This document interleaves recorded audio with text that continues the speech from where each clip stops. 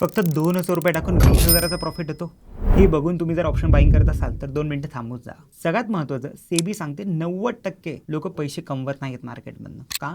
कारण की त्यांना खरं गणित माहितीच नाही आहे. ऑप्शन्स बाईंगमध्ये सगळ्यात महत्त्वाचा दुश्मन आपला आहे, तो आहे टाईम डिके.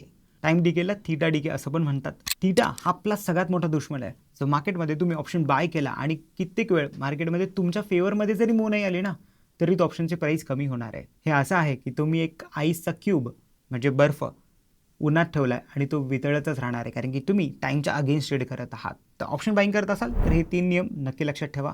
तुम्ही साईडवेज मार्केटमध्ये ट्रेड नका करू.